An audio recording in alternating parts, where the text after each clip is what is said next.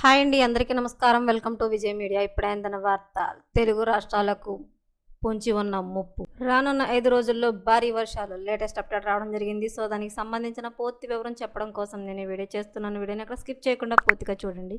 అప్పుడే నేను చెప్పే సమాచారం మీకు బాగా అర్థమవుతుంది. అలాగే వీడియో నచ్చితే కనుక వీడియోకి లైక్ ఇచ్చి మా ఛానల్ సపోర్ట్ చేయండి. కొత్తగా ఎవరైనా మా ఛానల్ చూస్తున్నట్లయితే కనుక తప్పకుండా సబ్స్క్రైబ్ చేసుకోండి. అప్పుడే నేను పెట్టే మరిన్ని అప్డేట్స్ అన్ని నోటిఫికేషన్కి అయితే వస్తాయి. అలాగే వీడియోని లైక్ చేయడం వల్ల వీడియో కొంతమందికి రీచ్ అయ్యి ఇన్ఫర్మేషన్ మరికొంతమందికి అయితే రీచ్ అవుతుంది. సో లేట్ చేయకుండా వివరాలు ఏంటో చూద్దాం. తెలుగు రాష్ట్రాల్లో రానున్న 5 రోజుల్లో పాటు వాతావరణం విభిన్నంగా ఉండబోతోంది. తుఫాన్లు, వాయుగుండం ప్రభావంతో కొన్ని చోట్ల భారీ వర్షాలు కురిసే అవకాశం ఉండగా మరికొన్ని చోట్ల బాణుడి ప్రతాపం కొనసాగుతుందని వాతావరణ శాఖ హెచ్చరించింది.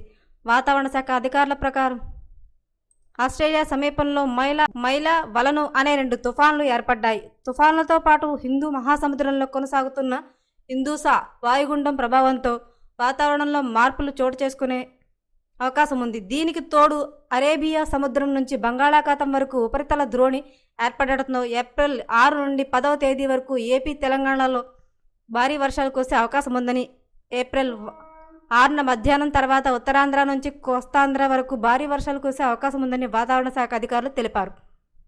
వర్షంతో పాటు పిడుగులు కూడా పడే అవకాశం ఉందని హెచ్చరికలు జారీ చేశారు. దీంతో ప్రజలు అప్రమత్తంగా ఉండాలని సూచించారు.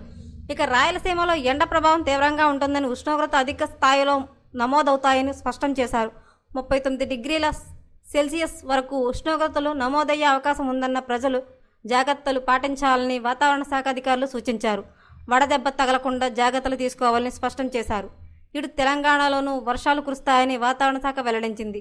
ఉత్తర తెలంగాణలో ఉదయం నుంచి మోస్తారు వర్షాలు కురిసే అవకాశం ఉందని, సాయంత్రం వేళ ఖమ్మం పరిసర ప్రాంతాల్లో వర్షాలు కురుస్తాయని, 26 కిలోమీటర్ల వేగంతో ఈదురుగాలు కూడా వీస్తాయని తెలిపింది.